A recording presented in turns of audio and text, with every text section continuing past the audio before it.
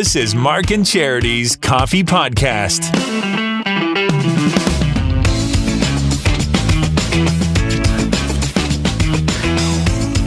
I don't even want to do this podcast anymore.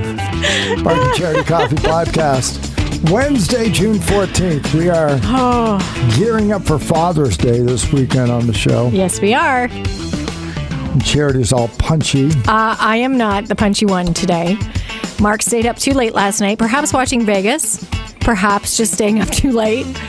And he's a little punchy this morning. 9 to 3. Longest buzzer ever. They just leaned on it. I couldn't stay up to watch it, so I looked at this morning to see like the last few minutes of the game. Mm-hmm. And then I saw the score and I'm like, okay, well, we can fast forward to like the last 30 seconds. Yeah. And it started at the 30 mark, the countdown, of course. Sure. And then the players were on the ice by, I think, 16 seconds left. Mm-hmm. And then the buzzer went on for 20 minutes. Not quite that long, but It was a long buzzer. It was like, okay, we got it. They won, but a lot of excitement in Vegas. Ice looks like a yard sale of hockey equipment. Everything gets thrown out there. Yep. Every year it looks the same, like when the Stanley Cup champs. Makes me wonder what it would have been like in the 1940s. And the game is over, you've won, and they just sort of come off the bench and go over and shake hands. No, I think there'd still be the excitement and the celebration. It just wouldn't have been televised. And it's so nobody there to see it. Yeah, so different when teams win. But now everything is just so immortalized. Well, but in their case, I think they have reason to celebrate. They're a new team. Oh my gosh, yeah. As we mentioned yesterday, the owner, Foley, Bill Foley, said right from the get-go, 6 years we'll have a cup. Yeah. And everybody thought he was crazy. Of course, he's going to say that. I looked up the full quote. The full quote was, we'll make the playoffs in 3, we'll win the cup in 6. And they made the playoffs in 1. And went to the cup finals in the first year. Yes, in year 1. Had a shot to win it in, I think, their 3rd year or their 4th year. They had San Jose. I didn't know they win again. Yeah. I just remember that first year because that was amazing. Final, they had them 3-1 and let them back in Game 7, and then San Jose went on to the Cup final and lost. So they could have won the Cup that year. So they've been relevant for all 6 years. And this being the 6th year, boom, there's the Cup. Wins it. Yeah. Wins it. It's pretty awesome. My cousin's a big fan of Vegas, and he actually was there, I want to say this past winter. I questioned whether or not he went down again for this game. I wonder. I wouldn't have surprised me if he had been there. So I'm waiting to hear if he was there because he travels a lot too. He's lucky that way. And it's a fun spot, right? Oh, everybody who wants to go somewhere goes there. Could you imagine being in the arena even? Yeah, it'd be pretty amazing. So WNBA championship went to the Vegas Aces last year, or was it in the fall? I'm not sure when their season begins. Yeah, I think the championship's in the fall. Okay. Because I think the season starts now. So it's kind of opposite the NBA. Mm-hmm. So there's always basketball. So the WNBA, that's their first professional championship of any kind, followed by a Stanley Cup. Yeah. Followed by hosting of the Super Bowl in February. 8 months. Mm-hmm. And then the Oakland A's are probably going to be there in a couple of years anyway. And I'm sure they'll make them relevant because they're not relevant in Oakland. No, they're and I mean competitive and everything. Yeah. So all of a sudden, this, very large city in the desert with gambling, and it's sort of known for its seediness. And, boxing is the only professional sport they've got. And college. UNLV was always very popular in basketball. Is suddenly this mecca of professional sports. And drafts are held there, and we'll see what happens. Bachelorette parties. Well, that's been going on for years. Yeah. More bachelor parties, I think, than bachelorette parties. Yeah. But both. Do you know where the number one destination for bachelorette parties is? I've looked that up. Of course you have. Because somebody told me the destination and I didn't believe them. So I looked it up. All right. For bachelorettes? For bachelorette, and it isn't even close. Miami. No. Great answer. Not it. For bachelorettes, the number one American location. Go. And it's Vermont. No. Not That's Vermont. A state, I know. I don't know. Nashville. Okay, I believe it. Close. Hey, Cowboys. Not even close. Yeah, you can just wear jeans and boots. Well, no, the boys wear jeans and boots and hats. Well, they're wearing mini skirts. And sing and And they got the sashes on, and they're treated like Oh, they would, because cowboys know how to treat ladies. And they're Nashville. So where do boys go? Vegas? Oh, I would guess Vegas. Yeah, I would think so too. It's especially so far after the removed hangover. from me. Yeah, exactly. Nobody's But invited me stats anywhere. like that, we were hoping to get from you as well about Colorado, about Denver this morning. And you completely forgot. And it was right here on this podcast yesterday that you were on it. The bar had been set. The challenge had been put out there, and you were all over it. And then Mark leaves, gets a haircut, and it's out. It's done. He's forgotten all about it. It's all gone. It's all just mush up here. But you did pull it out. You did have some ready. No, it's very poor. It's very poor effort. I will say, and for a half hour, because I give you credit, we could have just dropped it and moved on, but no, you did try to find some. I promise. I know it wasn't your A game. No, it was pretty dreadful. But so it I was was going to find the connection between all of the Denver sports. Yes. And I ended up just coming up with Denver stats, which anybody could have done. So it's like, but you did it, kind of pathetic. And thank you for putting the effort in. There are 13 cities across North America that have professional football, NBA, baseball, and NHL. So I'm lumping Toronto in because they don't have an NFL team, but they've got the Argos. And we've got soccer, of which there are only 10. But Denver's one of those. That has a soccer team. That really surprised me. They've got 5. They've got the big 5 sports. So I wouldn't have thought. I wouldn't have said, name the 10. Okay, well, you got New York, and it wouldn't be Denver. You got Boston, you got Miami, you got Atlanta, you got LA, you got all these other ones. And I probably would have flown over Denver. Yeah. And yet they have now 7 national championships. So they've got 3 Super Bowls, an NBA crown. Really, that many? Have they got 3 Stanley Cups? So 3, 3, and 1. So they now have 7. Which puts them 19th of all American cities in championships. Vegas now moves up to 1. So they've with their Stanley Cup. They've moved up on a whole bunch of other cities that have never won one. Like I thought I saw Minneapolis, but that's wrong because the Minnesota Twins have won a World Series. But there were a whole bunch of other cities that have teams and have never won anything. I think New York leads with 63 championships. Well, that's something. Good for you for finding that. So Denver's got that. I saw a stat here that said the longest field goal in NFL history occurred in Denver. Okay. In December of 2013, but I know that's wrong. So I looked it up, and no, it's in Detroit. Justin Tucker kicked a 66-yarder in 2021. So somebody on the internet is asleep at the switch. How does that happen? So I found the stat, knew it was right, looked it up, corrected it. Of course you did. Good. Colorado Rockies hold the Major League Baseball record for season attendance. Before they built Coors Field, the Rockies played their first 2 seasons at Mile High Stadium, a football stadium that holds 68,000 people, and sold out. Good. 4,483,350 fans attended. I remember when the Dodgers were the first to get to 4 million, and then the Jays got there during their World Series. They got to like 4,081,000. For the season. They thought nobody will ever touch that. 4.5 million fans showed up. And then Coors Field tied Fenway Park. They have the most cycles hit in a ballpark because it's a mile above sea level, so the ball travels more. So what would have been, which I did not realize, a long pop fly to center goes over the center fielder's head. So there have been 17 cycles recorded, 8 of them by the Rockies, 9 by the visiting team. So it's not like it's just a home field advantage. Everybody does. But at the end of the year, I don't know why the Rockies don't lead the majors in home runs, because they get to play 81 games there. And the ball, check swing home runs is going to happen pretty soon. Where that is interesting. What's a long fly ball in other places is a home run in Colorado. So, but well, there, see, in a half hour, that's what Mark was able to pull together. That was about 4 minutes, and that's more than what Minnie would have done. That's also, I can guarantee, including myself. I would have been like, Matt, it's not going to happen today. Kind listener, it's more than Charity wanted. I can promise you that. I actually thought you would just let it go. Not going to let it go. Because that's not you.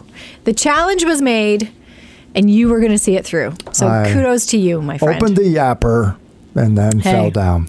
No, you didn't. It was a weird day yesterday. I was glad to see the weather held out, though, for the Skyhawks. Some great pictures up on our Facebook page if you haven't seen those yet. Yeah, good. A listener, Corporal Steve Vallis, sent those pictures in. Emily was talking about it yesterday afternoon, and he happened to be on the ground, so he took some pictures and sent them into the station. So appreciate that.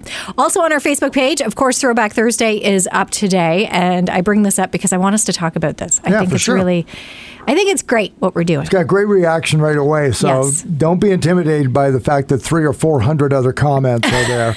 we're not quite there yet. No, by the time this podcast is lifted, you hear on our way. Yeah. If you go tonight and say, "Oh, look at that! Oh, no sense adding." No, come on, add. We want to know. So for throwback, rather than because normally we do like Father's Day songs, so it's Cats in the Cradle, Father and Son. In my father's eyes. In my father's eyes. Butterfly kisses. Yes, father-themed songs. Right. So, but what obviously we did, Charity came up with a great angle, is let's pick songs that remind each one of us of our own father. And so what would that song be? And so they are diametrically opposed, different kinds of songs. Well, and that's, you and I are very unique. We are certainly our own individual person. There's no question. So I was curious to know, too, I thought if we did that, our songs would also be very distinct and different from each other. Different generations, of course. Yeah. But also your relationship with your dad, a father-son, and a father-daughter relationship. I thought this could actually be kind of totally different, cool to kind of reflect those relationships. And I think we've nailed it. But to bring up your point about the generational, so why is yours an old song and mine is the more modern of the two, even though they're both older songs? They're both older songs. Mine was just featured. Mine originated from a movie. It was featured in a movie, so it brought it back. Right. But it's the sentimental factor, I think, opposed to a father-daughter and that kind of inside joke relationship between you and your dad. Yeah. Which I love. I think that's great. So, so mine's Money for Nothing by Dire Straits, because I was 22 years old when I started in radio in the fall of 85. Money for Nothing had just been played at Live Aid Live, and then the album was already out, Brothers in Arms, and that single was going on, and it was of course so unique on the radio, and everything about the song. I loved it. I loved that album. I loved everything about Dire Straits. I couldn't get enough. So I'm playing it all the time. Now, my father, when I was 22, would have been 64 years of age. So a 64-year-old. Not far off from where you are now. Yeah, thanks for pointing that one out. So I don't expect him to like the crank-up guitar solo beginning that Mark Knopfler treats us to with Money for Nothing. But he would, Mom would ask me to turn it down. And but my dad, he always thought it was kind of cool. I don't know why he thought that this probably because you liked it so much, and maybe trying to connect something there. Yes. So he said to me one day when we were driving and I had it on, Laura, and he said, "What's the song called again?" I said, "It's called Money for Nothing." And he sort of shrugged and he went, "Chicks for free." So he'd been listening. And I laughed because there's a 64-year-old man, and believe me, of my family, very straight-laced, conservative style, nothing ostentation about my family. Then I come along. So to have my dad turn to me at 64 and say, "Yeah, chicks for free," just dropped me right there. And that became this joke after a while. "I'll see you later, Dad. Okay, don't forget Money for Nothing." He just yelled out, "Chicks for free." It was just our thing for about a year.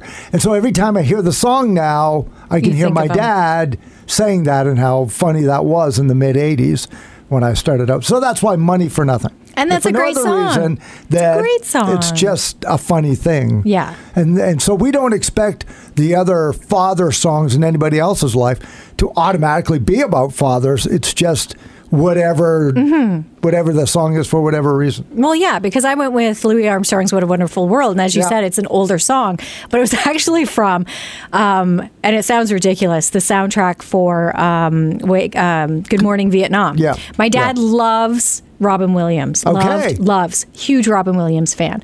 So and he's a big history buff. So it combines both the Vietnam War and Robin Williams. So I remember as a kid when this movie came out, it was one of my dad's favorites. Loved it. And the music, because my dad always had oldies on, was right up his alley. And so we had the soundtrack. And quite often that would be playing in the car. He would just have it on repeat. But when it came to Louis Armstrong, I have a vivid memory of him, that song playing and my dad singing along to it and doing that last little bit, that last note. At the end of the song. So that has always been the song when I think of my dad. that song comes to mind. Or if I hear the song, my dad comes to mind. So at our wedding, too, when it comes to the father-daughter dance, it was a no-brainer. I'm like, I'm picking this song, which surprised my dad a lot. Really? He didn't realize. He did not know that was the song. I said, it just reminds me of you. So if you're okay, I would like this song to be our song. And so, I think of my dad every time I hear it. So up on Facebook, you have 2 jobs today. 1, vote for which one of those 2 songs, because the winning songs are going to come up after the 8 o'clock news tomorrow, whatever, that'll just happen. But here's the biggest thing you have to do. Yes. Is we want to know, kind listener, what song reminds you of your dad? And if you can include in the least number of characters that the social media will allow, why that is. And it can be corny, it can be sad, it can be heartfelt, it can be a ridiculously funny, because that song was playing when we kept getting lost on vacation, right? Like, whatever it is, it's a family joke, because whatever, it doesn't matter. Because it's not just about our dads. That's right. So we love to share our dads, but we want to know about your dad. So tell us about it. We're going to have that on the show tomorrow. So thanks for providing things for us to do tomorrow.